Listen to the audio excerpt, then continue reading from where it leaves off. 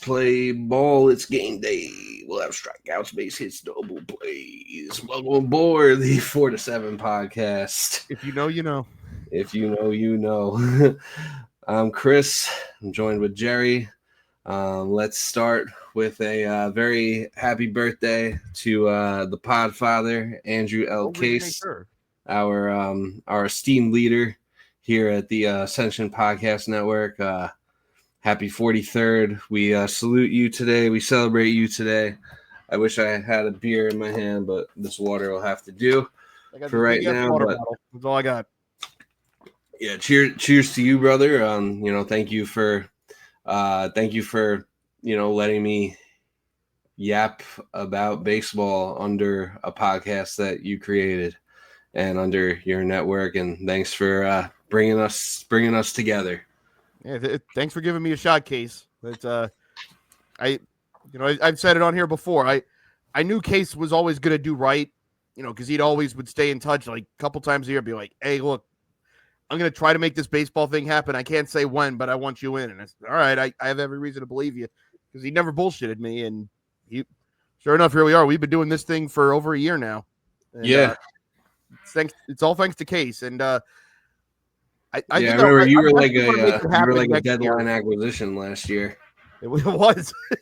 I definitely want to make sure that it happens next year when I go to New York. If we go to a Met game or if we just meet up somewhere in the city. But I definitely do want to have a link up for the all three of four, Kev as well. However many people. Stefan, the whole gang. Let's come on through. I'll find a way to make that happen. Tailgate will be fun. Wish you could make it to that. But happy birthday, Case. I do plan on sweating through my jersey next month at Bucks Jets. I'll be the delegate. Although I don't know if you want me to be. Let me put it that way. Well, we'll have some sort of representation there. So that's all we need. I mean, anything's better than Jude, I guess. The loud librarian. Blocked. Wow. Yeah. But this is our gift to you, Case, is us doing this episode. Let's get into it. So I guess we'll start with the Yankees this week because I'm actually feeling pretty good. I'm feeling like we might be back, and I feel like the Mets were kind of on the way back before tonight. The Yankees were in jeopardy of not being back when they gave up the tying home run in the ninth inning, but Giancarlo and Trent Grisham went yard in the 10th, and they locked that shit down for us. So the Yankees are now on a 5-game winning streak. They since our last episode, they've swept the Cardinals, they swept the Rays, which is really, really better than I could have expected. The Blue Jays just lost 2 out of 3 to the Pirates as well. We are now ahead of the Red Sox in the AL East and in the wild card standings. So like as it stands right now, we would have home field for a wild card series with them, and perhaps tomorrow, the 4-game series that's coming up this weekend, perhaps that could be a preview of such a series. So very, very excited about the direction that things have gone in since our last episode. I know it was pretty muggy waters there for a while. Also, the Blue Jays are kind of starting to fall off a little bit too. The Pirates took 2 out of 3 against the Blue Jays. I don't know where you were when Tommy Pham broke that team. So on Monday I was at the game, and Tommy Pham, I'm sure you saw that Tommy Pham bat flipped the walk and caused the benches to clear. I do have to ask, because this has happened to me. This happened to me at the Stanley Cup Final in 2021. Did you actually see that happen, or was this a poor timing of, oh man, I was in line getting a drink and all of a sudden I heard the commotion? Or did you actually see it? So I was seated for it. #seated. I was in my seat for it, but I do have a funny follow-up story after I tell this. So I was seated for it. I didn't realize that the reason why that whole thing popped off was because Tommy Pham flipped his bat. I kind of figured Tommy Pham did something, Usually. but basically I just saw like Tommy Pham walking to first, and then he and then like he kind of like turned around and everyone. I didn't really see like the interaction at first, but like he's walking to first, and then like first the crowd's like applauding or cheering for the just for getting the walk and getting on base, and then you hear like another like uproar, and it's like, oh shit, and then you see like Tommy Pham like looking back like having some words for the catcher, and and then like benches cleared, bullpen guys ran out. There was Pittsburgh fans did show off their patriotism a little bit, being that they were playing the Blue Jays. But people are going to do what they're going to do, but it's like you do realize most of that team is American, right? Like, yeah, you know that, right? Yeah, I think at a point I think at that point in time it didn't matter. The icy lights were flowing. What can you do? Exactly. I mean, shit. I had quite a few IC lights that evening too. No judgment. No judgment. Yeah. But yeah. Honestly, shout out to IC Light. I always thought that like when I first moved here, I like wouldn't drink it, and then like I finally started drinking. I was like, you know what, like I like it better. I think at this point I like IC Light better than Miller Lite. Which Miller Lite's always kind of been my go-to, but I might also just be sick of Miller Lite at this point. I don't know. Hey, we go through phases. Yeah. Right now, IC Light definitely has an edge over Miller. I'll definitely miss the IC Light when I'm out of town for like the next week. But by the way, the reason I was putting my finger to my ear is in my earpiece. I'm being told that this is breaking news coming from the Steinbrenner complex, is that apparently after the game concluded, Cam Schlittler took David Bednar across the street to Raymond James Stadium, and he gave him a superplex off of the spiral staircases on the exterior of the stadium. I think we can do the math there. Oh shit. Well, if I took a perfect game into the 7th inning and then I didn't even get the win, I'm beating somebody's ass. Yeah, that's valid. Glad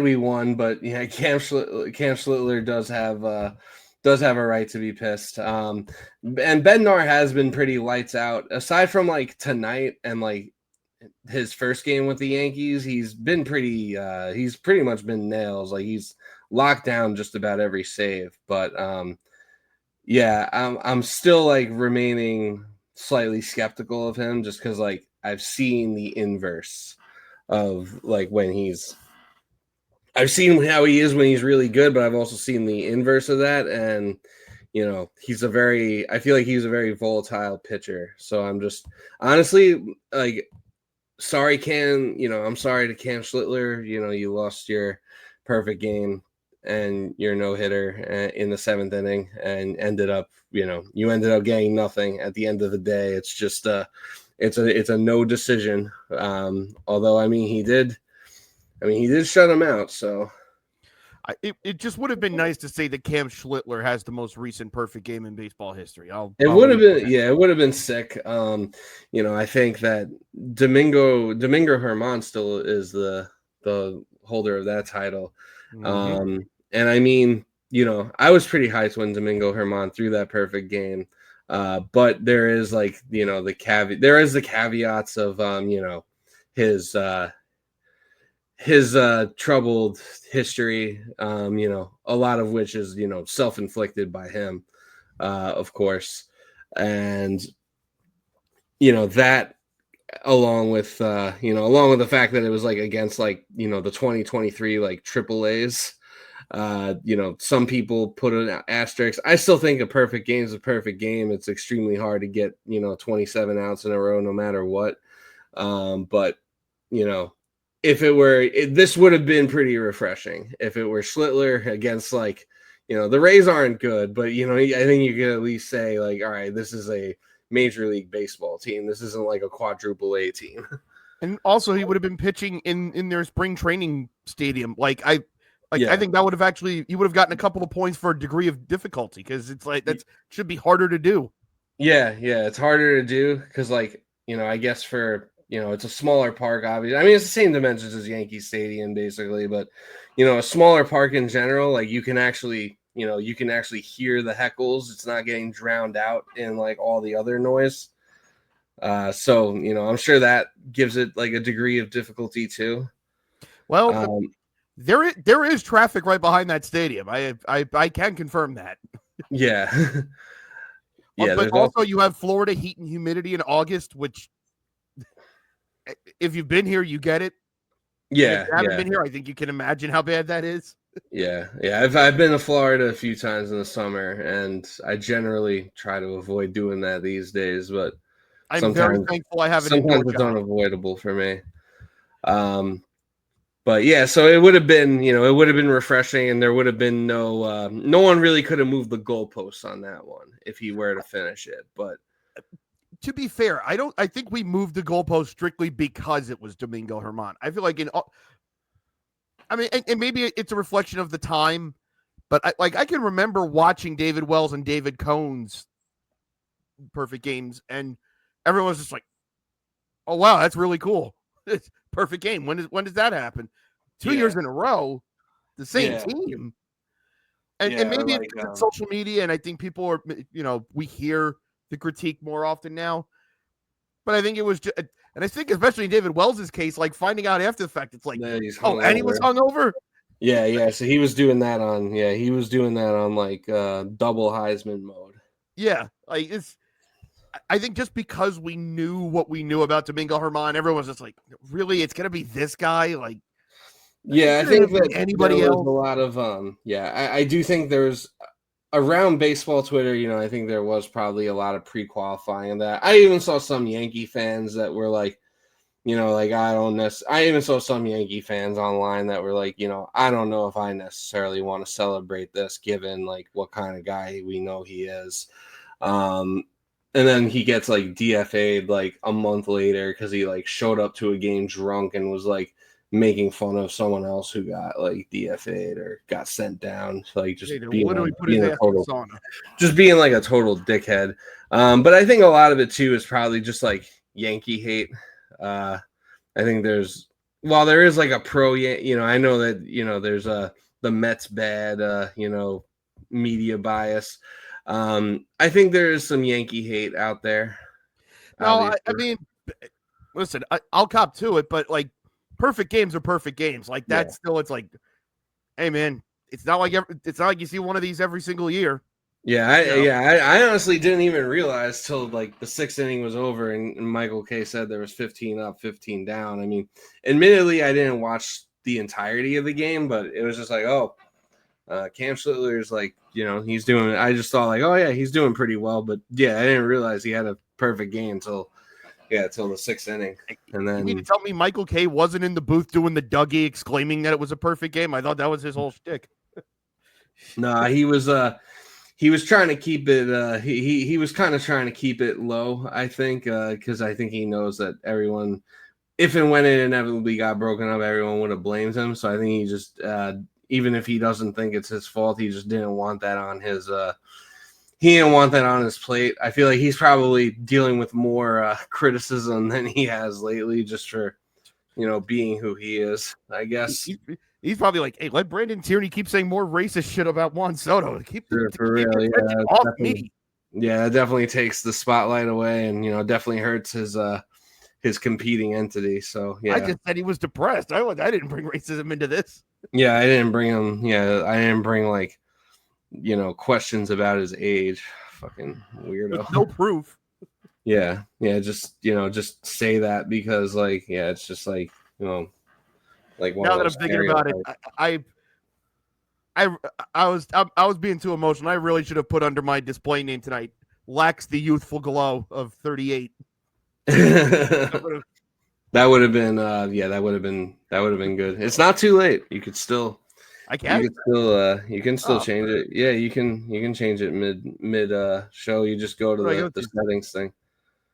Visual effects. Yeah. Okay. Actually, no. Where do I go for that?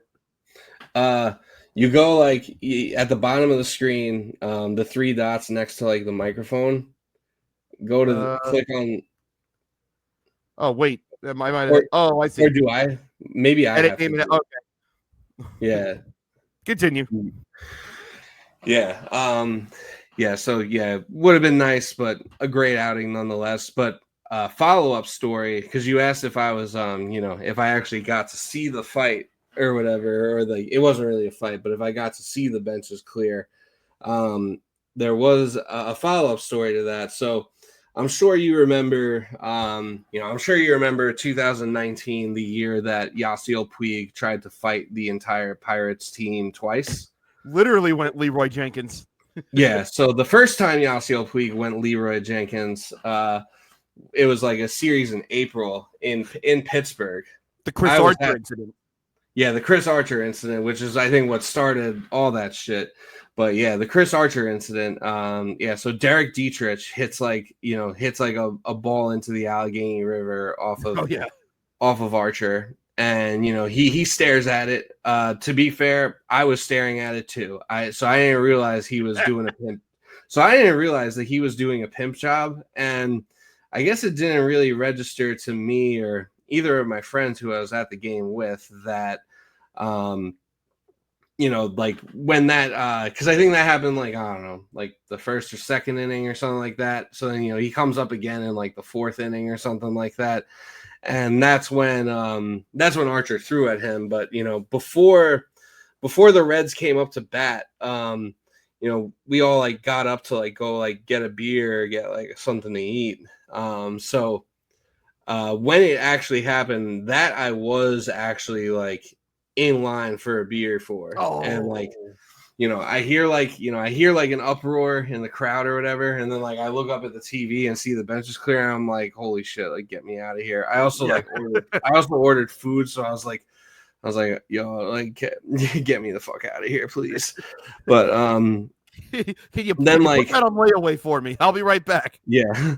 Yeah. Then like we get back to our seats, and like by the time we get back to our seats, like everything had mostly like calmed down. But then I guess like so we missed like the real meat and potatoes of it at the beginning. But then I guess Puig was being held back by whoever, and then he escaped whoever was holding him back and went after Archer or whoever basically the whole fucking team. There's one of him like breaking contain, and it's like him and 20 Pirates. Yeah, so he broke free. He broke free. So we saw that like in our seats. Like I remember being seated for that. And then my other friend comes back like after like the whole thing's over as like where because that was the first pitch of that inning, and he's like, oh well, we only missed one pitch.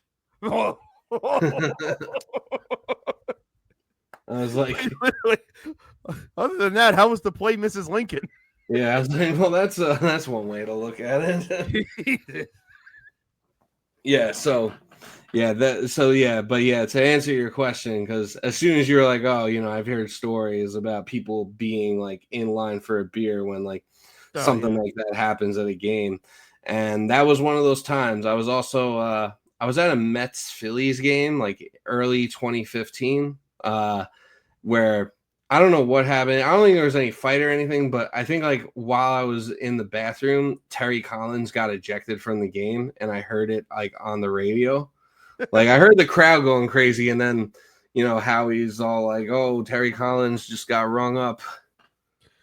Well, and because I will say it is nice that arenas and stadiums do that now, where they've got the the radio feed piped in, so it's like even if you got to go to the bathroom, you're not going to miss it. But yeah, there is like a 5 to 6 second delay. So like you said, you'll hear the roar and then be like, all right, what's going on? Yeah, there's also something about there's also just something about raw dogging sports and just seeing it with your eyes.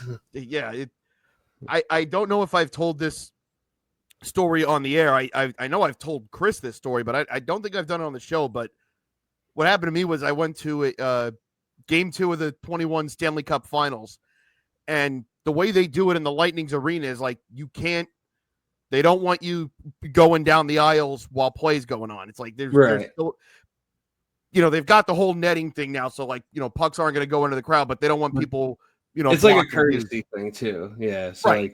like they'll hold the sign there, and then like when there's a whistle, they'll let you through. The Pirates and most baseball teams do the same thing. Like they don't want you going through.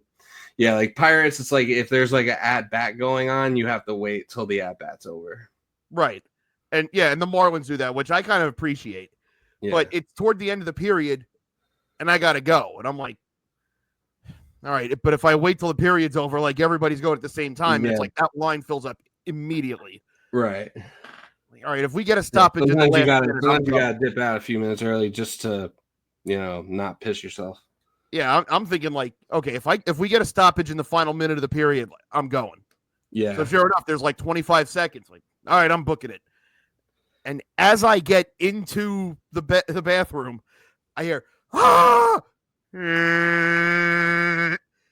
And the Lightning had scored with 0.3 on the clock. Wait, was this in the third period or the second? It was a second. No, I would not have gone at the end of the third period. No, yeah. I may be dumb. I'm not crazy. I was like, man, the one time I try to plan it because I'm usually the type of person. It's like, all right, it's a 20-minute intermission. Like, okay, I might have to wait the whole thing out, but okay. And I didn't want to miss the third period of a Stanley Cup final. Like, right here. And of course, the one time I tried to plan ahead, nope. Yeah, much lower stakes. But I remember one time. I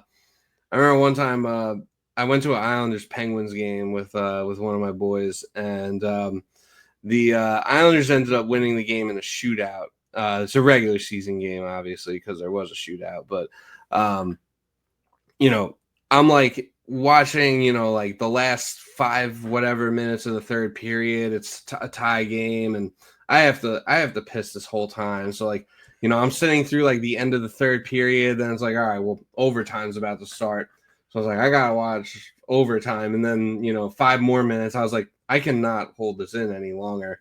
And I told my friend, I was like, I gotta go. He's like, you're gonna like miss the best. You're gonna miss seeing who wins the game. I was like, I don't care. Like at the end of the day, at the end of the day, like this is a skills competition. like if we win, awesome. But like, I don't need to see us. Also, like we're historically really bad on shootouts, so I don't necessarily need to watch this right now. Now, also, like in the interest of fairness, was this before the Islanders got good, or was this like early 2010s? This was in 2017. So they missed the year before. It was like when they finally won a playoff round for the first time in like forever, and then they ended up missing the playoffs by like 1 point that year. Okay. So it was like it was an important game. Like it was like a important March game down the stretch type of thing. So it was like 50-50 they could have won that. But exactly. I guess maybe the ultimate here in this is so at my high school, I mentioned this last week. I used to do the PA or the public address for my high school's basketball after I graduated because that was like my first job. So they gave me that responsibility, and I also was running the clock. So one year it's senior night for the boys, and they're playing one of the better teams in the county, and it's an 8-minute fourth quarter, and at about the 5-minute mark, I'm like, all right, well, hopefully this gets settled in regulation. Right. Cut to the second overtime, and I tell my the person who's keeping the book for us is right next to me, and I'm like, man, I really hope they finish this here because if this goes to a third, I'm not making it. The person next to me is like, I'm not either. I'm like, all right, well, we got a plan. Sure enough, we go to a third overtime. The rest always come over at the end of the overtime to be like, all right, what's the timeout situation? All right, are we good on the possession arrow? Did it change? They always come and do a reset. And they come over and we're both like, we are not lasting 5 more minutes. Like, we have to go. Like, hey, look, we need a breather. Take your time. Yeah. Like we've been running for 2 hours. Just go ahead. So you did, yeah, you did everyone. I'm sure the players appreciated it too. Yeah, coaches needed think, it too. Yeah, I think everyone was happy for that. So, but I like kind of jog because I'm like, man, I'm not making everybody wait like 15 minutes. Like they're all trying to get out of here anyway. yeah, it's it is kind of cool having that power though to yeah, it's like be able to I can leave create for like a 10 minutes if I commercial want. break essentially.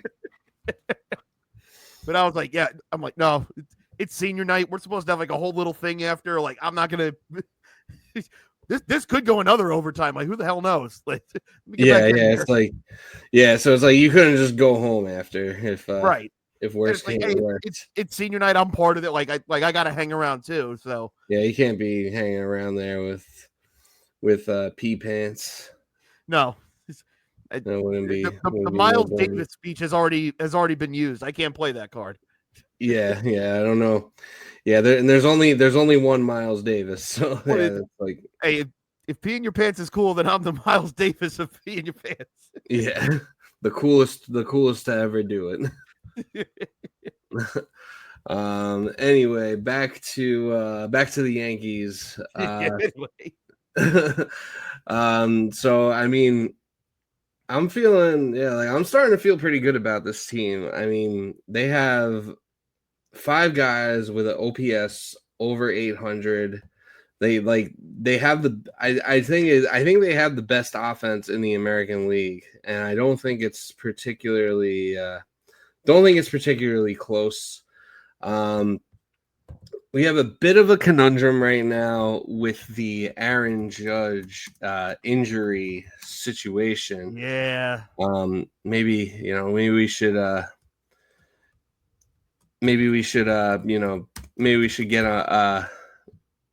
address this whole situation watch with the Aaron Judge injury. We officially are at the he said stage. Yeah, it's all about the he said she said bullshit. But one of those days, Aaron Boone came out and said that he woke up, everything was fucked, everybody sucks.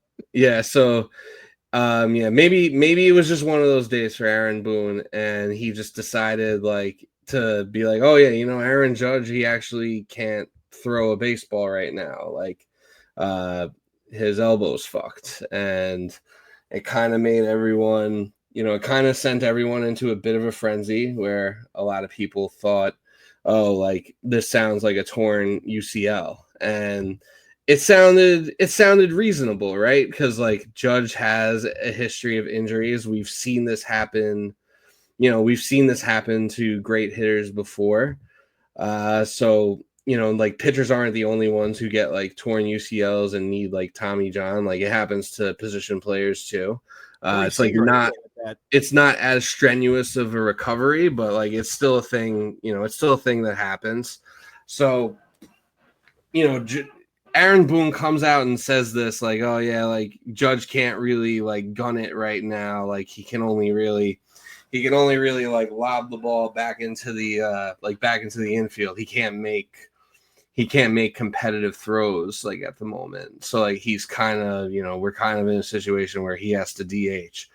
And he's still been DHing, and I don't want them to, I don't want them to rush him back to the field by any means if he's not ready, because the last thing we need is him, further injuring himself. So we've been, you don't want to make this thing any worse than it already is. Yeah, so we've been kind of platooning with like Giancarlo Stanton and a little bit of like, Cody Bellinger in right field. Sometimes we'll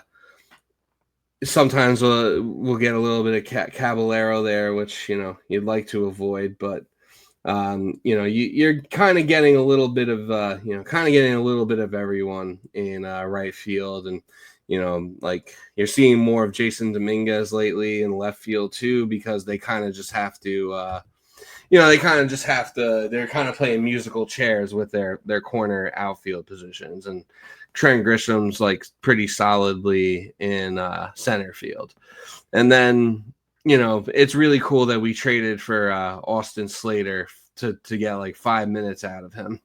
You know, I'm not gonna complain because like we didn't really give up much of anything for him, but yeah, just real cool that we did that. But it is real cool that we did trade for him, and like now Trent Grisham is like on fire again.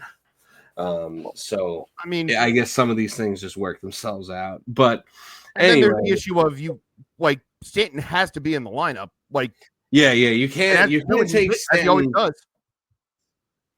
Yeah, you can't take Stanton's bat out of the lineup, and you can't take Judge's bat out of the lineup. So Right. that's probably the biggest conundrum. But like they have been taking Stanton's bat out of the lineup because, I mean, I guess he can only play so much right field, understandably. Yeah. But and I think you can kind of get by with it when you're at home. It's going to be harder on the road. But basically, Judge came back and said, you know, in response to what Boone said, he was like, well, I don't know why he said that. Like, he hasn't seen, you know, like, he hasn't seen, like, my last, like, rehab, like, throwing session or whatever. He's like, I said that? News to me. Yeah. And that kind of, led, to some belief that perhaps the Judge is going to sign an executive order this offseason to get rid of Boone's ass unless they do win it all. I mean, I know I make jokes and such, but that's a legitimate reason to there's anything to be like, hey, why did he say that? Yeah, if it wasn't true. If somebody's lying here, and you know, could be either one, but if Aaron Judge is telling the truth, like, yeah, Boone did not have to say that. No one had a gun to his head. He didn't have to offer that up. Yeah. But yeah, I mean, he basically said, I got the quote now. He said, I don't know why he said that. He hasn't seen me throw for the past 2 weeks, so I'm pretty confident I'll get back to 100%. So I don't know. I really didn't think there was anything that could get Boone fired, but like if there's anything that could get him out of here, it would probably be a rift between him and Judge, because Judge probably has more power than anyone in the organization outside of like Cashman, who Cashman I think is content with just having Boone be his puppet. And I think the organization is pretty content with like not really shaking things up like from the top down. So, you know, if there's one person though that would have that influence or that power though to force a move, it would probably be Judge. Dare I say, because I feel like this might be a comparison that you could tell me if I'm wrong or not. This almost feels like Aaron Boone's version of Fitz Trick y'all's 6 interception game against the Chiefs. This is basically him going, what are you going to do? I'm going to call out Aaron Judge. What are you going to do? Fire me? Go ahead. I dare you. Oh, man. Fitz Trick y'all.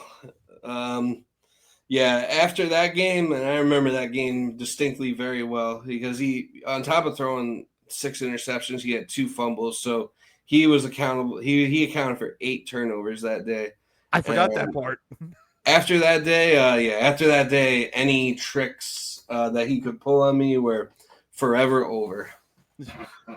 But yeah, it kind of had that vibe where, you know, if what Judge is saying is true, I don't know why Boone would go out there and say that unless, you know, maybe I don't know if there's some sort of gamesmanship where he wants teams to think he's going to be out of the, you know, that he's only going to be DHing for longer than he is. And then it's like, oh, surprise, Judge is back in the outfield. But I also really don't know how much of a difference that makes, like, because of how extensive all the scouting is. And like, you know, all the, the outfielders have cards and like, they know where to stand, like for each hitter and everything. And they know who to run on, who not to run on. They know, you know, they have scouting reports on all these guys. So I don't know how much gamesmanship there really is there, but yeah, if there is some sort of rift, then, you know, certainly something to keep an eye on. Like, I'll believe it when I see it. And, got to see how the rest of the season plays out, because I think, if anything, that would be a large factor in deciding what ends up happening. But I don't know. I still think like 95% I'm like 95% sure nothing's going to come of this. Angels just took the lead on the Reds in the 8th inning. I needed that. Yes, you did. Woo. My stream is a little behind, but I guess I'm guessing Luis Rengifo comes through on this at bat. A little bloop to left. There you go.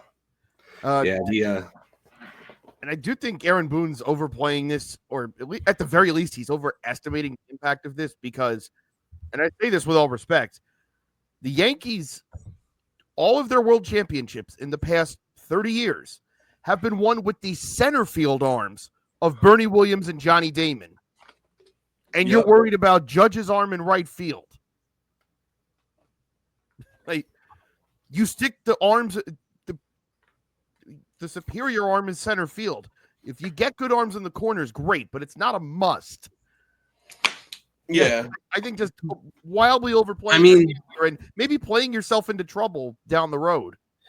Yeah, Judge also does have one of the best arms, especially for the right fielder. Absolutely. I'm just saying in this situation, if he's compromised and his arm's not at its best condition right now, I get that, but it's not like the Yankees have been undermined by that. They've been able to win in spite of that. Yeah. Yeah, no, that's you make a salient point. Yeah, Bernie Williams did have a pretty weak arm in center field. Johnny Damon also had a noodle arm. And he's now turned into Mickey Rourke from The Wrestler. Yeah, now he looked like shit at Old Timers Day. And I think he was drunk, and I think he made a speech about and I think he mentioned something about being on the Red Sox and beating the Yankees in 2004. And it's come on, man. You're at Old Timers Day for the Yankees. Yes, you play for the Red Sox too, but no one here wants to hear about that. Know your audience. Come on, man. I would have if I attended Old Timers Day, maybe this is maybe this is a little boomer of me, but I feel if I were to attend Old Timers Day and I heard that, I'd be really pissed. I'd be why did I waste my money on that? If one of the 2015 Royals had helped the Mets win down the line, I still would have been and then they were joking about it, be why you got to bring that up? For what? What good did that do? Yeah, what did this do for your soul? Yeah, did you gain clarity from this? No, I completely fair. Yeah, but where were we? Yeah, it's definitely the whole thing with Judge. Yeah, I guess it's a point of it is a little weird. He went out of his way, I guess, to put it out there. He could have just kind of been we're taking it day by day, and when he's ready to play in the field again, he'll be out there. But for now we're in this situation where it's a little bit of a handcuff, because if Judge is able to play, and I get why they wouldn't put him out there if he's not ready, because the last thing you want to see, and the type of guy Judge is, you got to protect him from himself, because if he is out there, if he is out there and he needs to blow his arm out of his socket to make a throw home to save a game or whatever, save the tying run from being scored in the 9th inning, he's gonna do it. So or he's gonna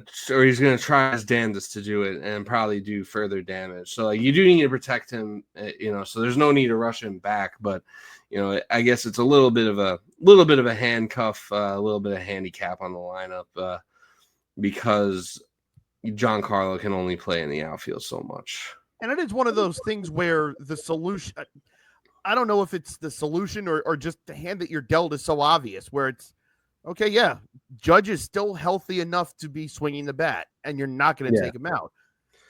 You have a DH who has all these health problems, and you can't take his bat out of the lineup either. Well, the only way we're going to work around this is somebody's got a DH Judge has to DH because that's the guy. That's your future still, even at his age. Yeah, That's your guy for the next he 6 is the years. future and the present. Giancarlo, you still got it for a couple more years. And it's like, all right, well, we just got to work with him. I think, I don't think anybody's under any illusions here about, how you have to work around this. So to just kind of throw gasoline on this when I think people are well aware. I don't think people thought they were being fooled by any of this. It was kind of an own goal there. And you do have to keep both of them, I think the most important thing is keeping both of them healthy for October. I feel a little bit less like our playoff lives are in jeopardy right now. I feel like we built a little bit of a cushion. And now we're only 4 games back of the division. And, if hopefully Toronto continues the implosion that they've been on. So obviously got a huge series coming up with the Red Sox starting tomorrow. We got Giolito versus Heel. I don't know if anything changed from the last time. Yeah, then we got, I think, Bello versus Fried on Friday. Saturday, we got Crochet going against Will Warren. And then in the last game, it's Rodon versus I'm not sure who for the Red Sox, per MLB.com. I'm just glad that you guys are playing this weekend because it means that Mets Braves will not be on Sunday Night Baseball. Yep. We got all the I think we got all the like prime time. Not Saturday. Yeah, surprisingly enough. The Thursday night game tomorrow is a Fox Thursday night baseball game or whatever. Oh, there must be a NASCAR race on Saturday then. There is a NASCAR race, and I guess I don't know, I don't fucking watch NASCAR or know much about it, but I am in a fantasy football league where we all had to pick a random, we all had to like pick a driver from this NASCAR race, and like basically the order in which those racers finish is going to be the order of our draft. Okay, now that's creative. That's pretty good. What we used to do, and I like this way better, and it was, more relevant to this too. The Daytona race. What we used to do, but I guess they voted to change it. But what we used to do for the past couple of years is for a baseball weekend, so it would have been like this weekend, like of the baseball game. So like Friday to Sunday, everyone in the league picks a team who they think is going to score the most runs, and then like depending like how we finish, like whoever scores the most runs, like whoever's team scores the most runs, like they would get to pick where they pick in the draft. So say like I pick like the Orioles to score like the most runs and they score like 50 runs or something, and I win, then I could decide like if I wanted to pick first or third, fifth, 12th, whatever. Wow. Yeah, it's quite involved. But yeah, this year we're doing a NASCAR race. I have I think Danny Hamlin is my guy. Okay, that's never a bad choice. Yeah, I hear he's from what little research I've done, I hear he's good, and like his name is close enough to Damar Hamlin, so I was like, all right, like I'll roll with this guy. He is currently third in the points in the standings. Okay. So there you go. Yeah, so we'll see what happens, see where I end up finishing. But yeah, I guess for that reason, the Yankees are playing the 1 o'clock on Saturday, but they got the Thursday night Fox game. And I think they got the Friday Amazon night Prime game on Friday. Yeah, Friday night game on Amazon Prime. Also on MLB Network. So yeah, that's like kind of like a national broadcaster. They'll pick up one of the local ones.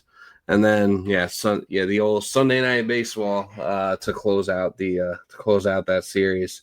Someone did mention that if the Mets don't make the playoffs and they don't get flexed into any other games down the stretch, this past Sunday might have been their last game on ESPN, which like ever or for Sunday, depending on what happens with this media rights agreement, that might be the last Sunday night game.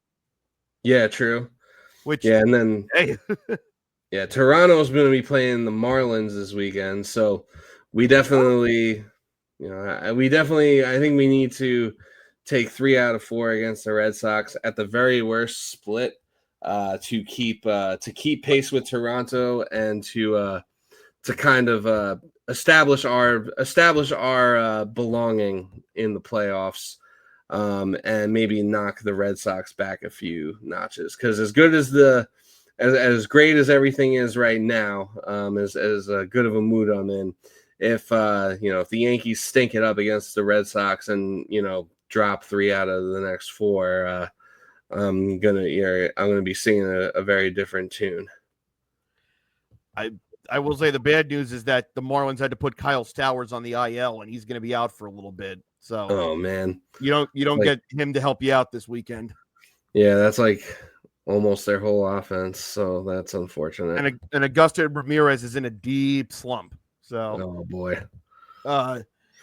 it's Cal Quantrill against Shane Bieber, Eric Lauer against Jansen Junk, and then Yuri Perez against Jose Barrios. So at least you get Yuri. There's that. Yeah, not looking great, but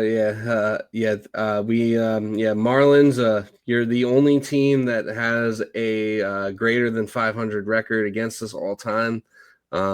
You are our fathers, and you own us. But if you could just do us this one favor, I'd really appreciate it.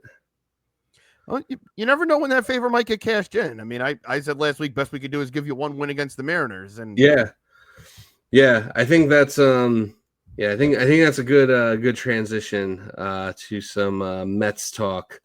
Nothing beats a Met 2 holiday. Everybody keeps beating a Met 2 holiday.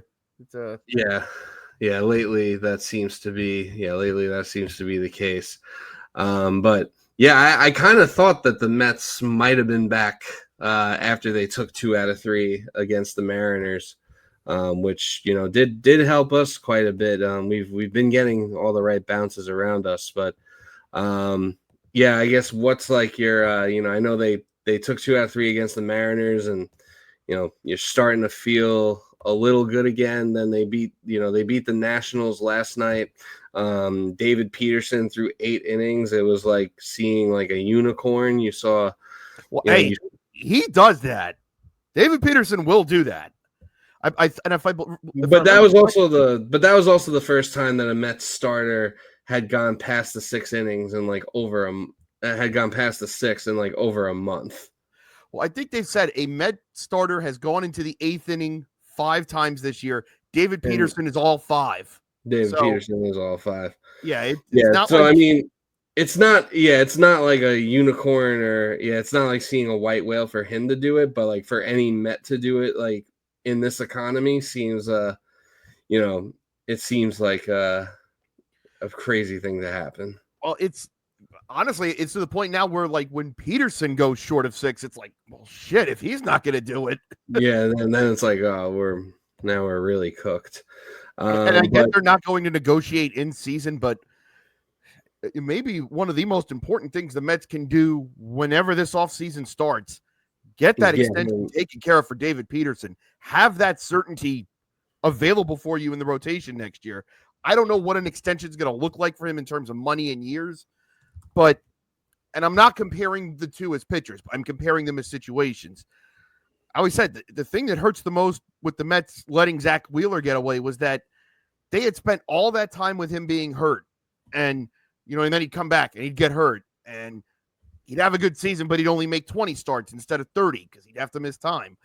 And just as he was finally starting to show the Zach Wheeler that he ultimately became with the Phillies, like you were seeing it in 18-19.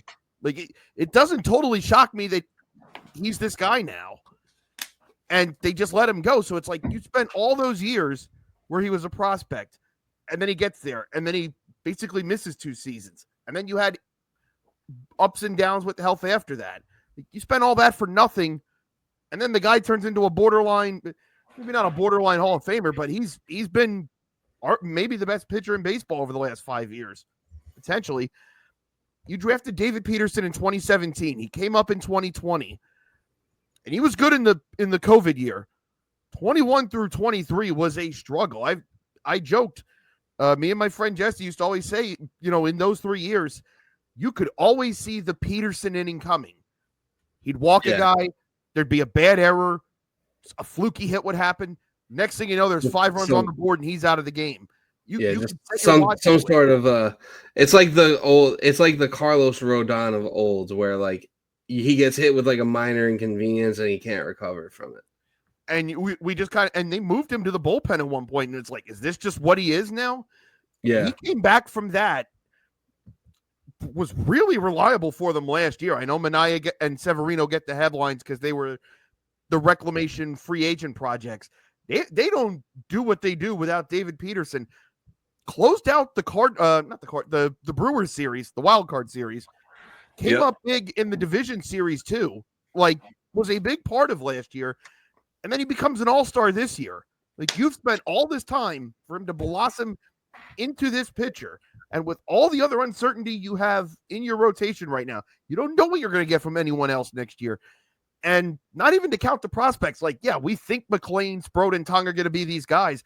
The odds are one of them aren't going to hit. We know this. Yeah. You have a guy right now that you developed. You worked to turn into an all-star. Yeah, like this is take care of that guy. Yeah, like this is a hit. Like this is one of your guys who hit. You got to keep him. This is what you hope for when you spend a first round pick on a college pitcher. You hope he becomes this. Yeah.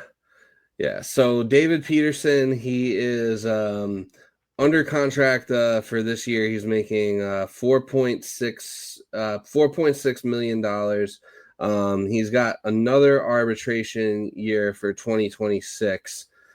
So, I mean, worst case scenario, you have another year of team control, but I think that's a situation where you want to get proactive and not let him hit the market in 2027. Obviously a whole nother season, and he's about to be on the wrong side of 30, but I think that obviously he's gonna get a raise in his AAV from that 4.6. I'm sure he's probably at least doubling that with what he's been doing.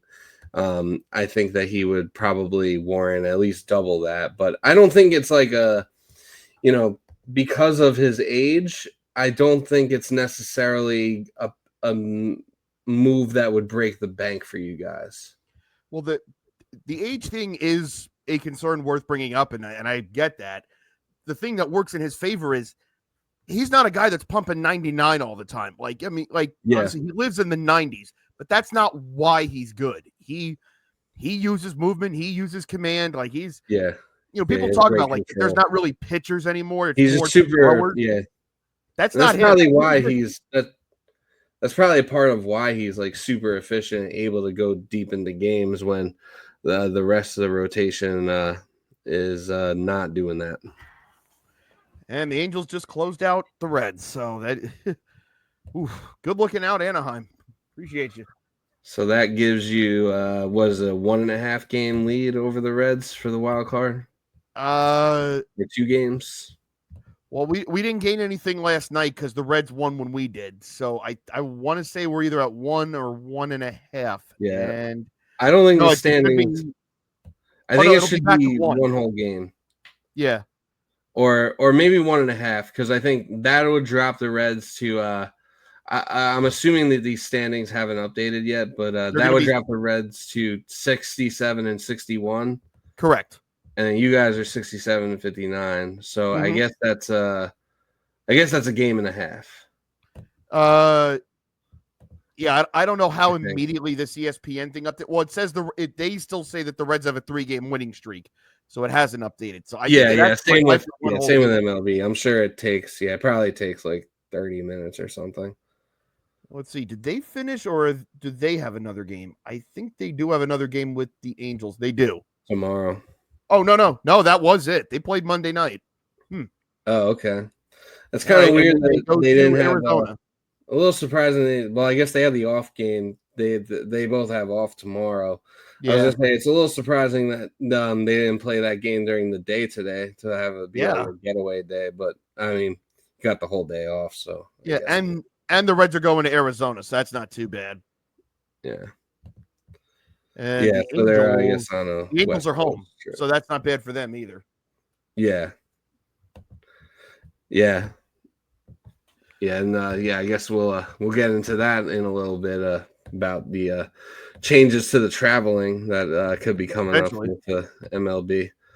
But yeah, so aside from David Peterson and re-signing him, I mean, yeah, Senga didn't seem like he had his best stuff tonight. I guess what's like your overall, obviously that Reds, the Reds losing helps. But what would you say is like your overall temperature check right now, like on the Mets? Well, honestly, get back with me after tomorrow. I mean, I know we're not going to record, but if they win this series, like, yeah, ideally you want to sweep a team in Washington's position. So anyone that's like really mad after tonight, I get it. It's also a loss that's kind of been symptomatic of things that have gone wrong this year, which another situation where the Mets had the bases loaded with one out. They'd scored twice in the sixth. They knocked Brad Lord out of the game, and you're facing one of the worst bullpens in baseball, and they don't score.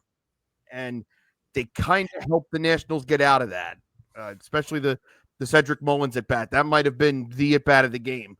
But it's one of those things that I always say you kind of develop a sixth sense as a fan, except you don't see dead people, you see dead games. And when they didn't score and it stayed 5-4, that was their best shot. Sure, I think they got one more base runner after that. But I will say, I did not expect them to win the Seattle series. I certainly did not expect that they were going to tag Luis Castillo and George Kirby and that they would beat Brian Wu.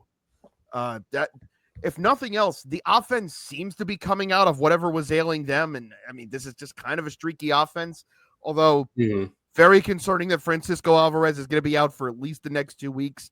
I do not feel comfortable entering September of a playoff chase with Luis Torrens, who I believe the stat I saw was he's got 20 hits in his last 100 something at bats.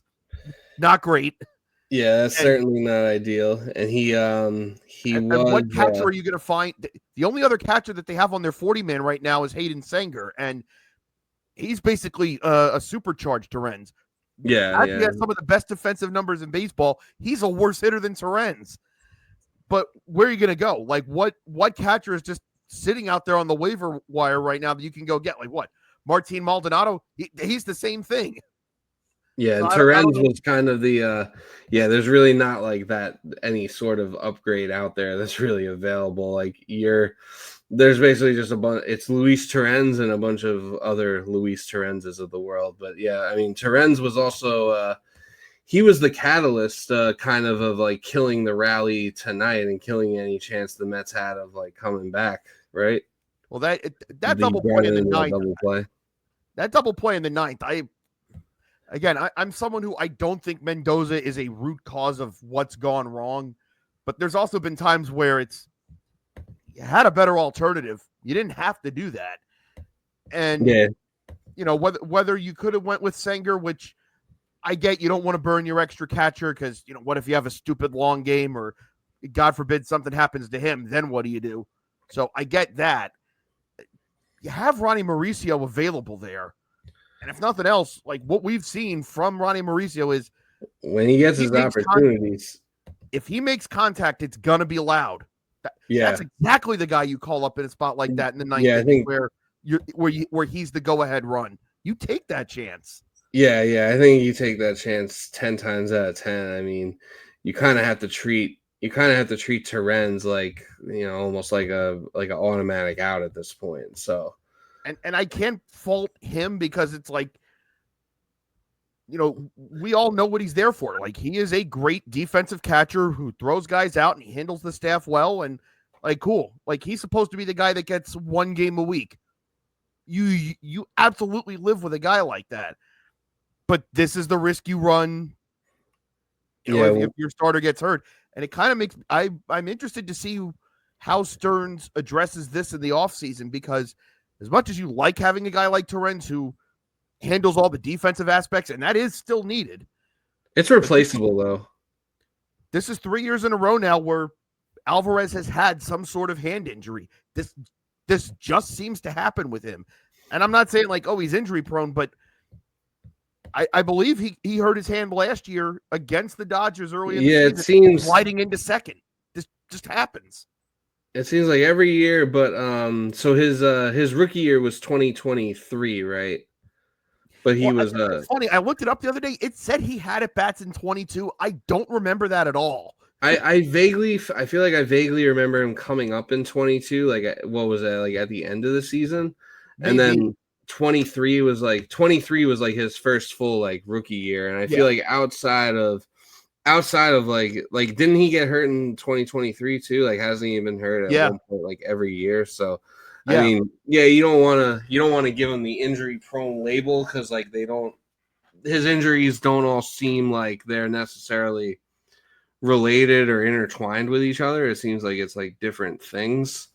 But at the same time, if he's someone who's getting hurt every year, obviously you need to have a backup catcher. And, of course, like the priority with a catcher is the defense, but you also, Alvarez is a pretty streaky hitter. And I hope at this point that I hope at this point that for your sake that they're done fucking with him, that they're done like with the, sending him back to Syracuse to figure himself out and then coming back here. I think that you kind of have to live with what Alvarez gives you as a hitter, and you definitely need like a good backup defensive catcher who can at least provide you with something at the plate.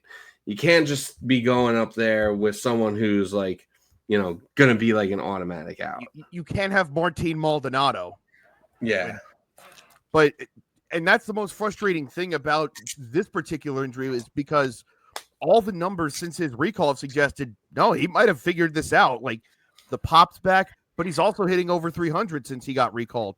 The walk numbers were there. I think they said all of his numbers in terms of where they stack amongst catchers since the date that he came back, all of them are pretty much second to Cal Raleigh, which, hey, sign up for that every single day of the week. Yeah. And then now he's not the MVP, but that's good company to be in. What was that? I said Raleigh's not the MVP, but it's good company to be in. All right. And my concern is like, I just hope that this doesn't, because he's sitting for this amount of time, like I hope that doesn't take him out of the habits that he had been building as a hitter. I always thought it was interesting. This was something that I read in David Wright's book recently. He said the best piece of advice he ever got about hitting was from Tony Gwynn, who said, don't take extra batting practice when you're slumping. Do it when you're on fire, because everything that you're doing well, everything that's working for you right now, keep doing it. Take as many swings as you can, like drill that into your body. Like, no, this is exactly the way we want to do it every single time. And that's when you're hot, you want to stay hot. So yeah, the fact that now he's got to stop cold in the middle of this, and now when he comes back, you hope that same hitter returns, and they're definitely going to need it because we'll be into September at that point. I just hope this doesn't derail that, because that was such an important development for this team, not just for this year, but going forward, because we've been looking forward for these past 4 or 5 years of, man, if this kid builds out and that power stays, like, man, that's the catcher position for 12 years. That was so important for us. Yeah, and I mean, I think even if he comes out the gate slow and he comes back, he'll still be an upgrade over Terrence. Absolutely. But yeah, it's definitely unfortunate. Definitely unfortunate timing for that injury. And it does make sense. Kind of, thinking about what Tony Gwynn said to David Wright. That does make sense. I feel like if you're slumping and you go to batting practice, or you're doing extra batting practice, like it's probably just gonna piss you off more. Yeah. Where like when you're hot, like I don't know. I even feel like I started taking not to compare the two, but like I've started taking golf lessons, and like I've been going to the driving range more, and I'm like more, I'm more like into doing that now. And I feel like and I kind of feel like the same logic kind of applies. Like when I'm hitting the ball well, I want to keep hitting it, and then like you're tempted when you're shanking things, you're tempted to just keep going until you figure it out. But then it's like you're just gonna keep shanking it, and you're just gonna piss yourself off more. And you're already upset anyway, so it's like you're just hacking without a plan. Your mind is overrun by like, why isn't this working? why am I not getting that result? And you're not clear in, okay, this is exactly how we were taught. This is what's worked before. Let's just keep doing that. So it's frustrating to lose that, but then knowing what he was coming back from. And because it's been one of those things where I've talked in the past about like, okay, would you trade Alvarez for this guy? And this was before we knew. This was even before the 25 homer season. It's like, well, if he's got potential to have this kind of power and catcher, like you just don't give that away. And you don't. We've seen glimpses of that. It's funny. The one other solution I've heard about, like, well, if there's no catchers on the waiver wire and you need an extra body, the Mets' first round pick in 2022 was a catcher named Kevin Parada. He was like the National Catcher of the Year winner for college at Georgia Tech. And I remember at the time being like, and I don't think Alvarez had came up yet in 22. And I had thought, why are they spending a first round pick on a college catcher? Like, you have Alvarez. If that's the guy, why spend a first round pick on this? And his numbers have been generally disappointing since he was drafted. But this is his highest full season average since he became a pro. This is tied for his highest slugging percentage since he became a pro. This is his best full season on base as a pro. Like, it's still not, I mean, his slash line is 251, 319, 428 with 9 homers, 43 RBI. It's like, it's not great, but he can handle a bat. And I think they're going to have to get him on the 40-man anyway. I believe he's Rule 5 eligible this offseason. And he just turned 24. You might as well. Maybe that works for. Just let him come up and like at this point, it's like just let him come up and sink or swim. This is also why I hated that they shrunk the September rosters from 40 to 28. Because in the past, you could take that risk. You're like, sure, we're going to have other guys come up. If there's a night where, we can get Kevin Parada a run out, then we'll do it. And now it's like you have to be very intentional with who you bring up. And teams are very mindful of that. And now, in the past, he might have gotten a shot. I don't know if he will now. And I'm not even saying that that's a cure-all and it would definitely work. But, you know me, I'm a big proponent of, hey, this is as good as he's ever hit as a pro. Maybe this is time to give him a shot. Yeah. It's as good as he's hit as a pro, and like you're gonna have to find out at some point, right, what he is. So, if not now, then it's like if not now, then when? Especially with the especially with the conundrum that you have at catcher with Alvarez being out. Obviously you trust. I'm sure that I'm sure his defense is good enough, and his bat has to be an upgrade over Terren's. Like. I can't imagine it being that bad. The crazy thing is, this is how I mean, part of it's because of his performance, and part of it's also that the prospect pool has really strengthened over the past couple of years. He's not even in their MLB.com top 30. And neither is their 2023 first round pick either, Colin Houck. That tells you like the international free agents they've hit well, they've drafted really well, they've acquired really well. That they've basically had 2 first round picks in the last 5 years that are just not there. So you mean they're not even like the Mets top 30 prospects? Mm-hmm. Okay, like at any other point, that would have been a disaster. And this is just like, and like at that point too, we're good. And also like at this point too, like. Obviously, like I think at a certain point you have to detach yourself from like the value of the pick that you used to get him. And, if you look at what he is right now, like if he's like not even like a top 30 prospect in your system, like, I don't think you need to worry too much about like, oh, well, if we bring this guy up now and he's not ready, like, it'll stun his growth or stun his development. I think you kind of got to view it as more of like a fuck it type of situation. Like fuck it, let's see what we got. And I just realized this. He was the 11th pick in that draft, and that was a compensation pick for us not signing Kumar Rocker. Wow. So twice we had that pick and haven't gotten anything. Yeah. Well, Kumar Rocker hasn't really he hasn't really done much. Listen, the night that happened, as he started to fall, I was like, hey, let's give it a shot. Like, I wanted that to work. Like, I'm not going to sit there and bag on him, like, oh, look at like his you mean when do you mean like when you could have like redrafted him? No. When they had him the first time at pick in the 21 draft, In 20, he fell to 10. Yeah, and I was like, hey, you know what? Why not? Like, I had seen him at Vanderbilt, and I'm like, the arm talent's there. Like, the health is what it is, but I'm willing to take that shot. I had so badly wanted that to work, and I'm not going to bag on it that it hasn't gone as well in Texas as anybody would have hoped. The fortunate thing for the Mets in that Jack draft Leiter hasn't really gone as anyone really hoped there either.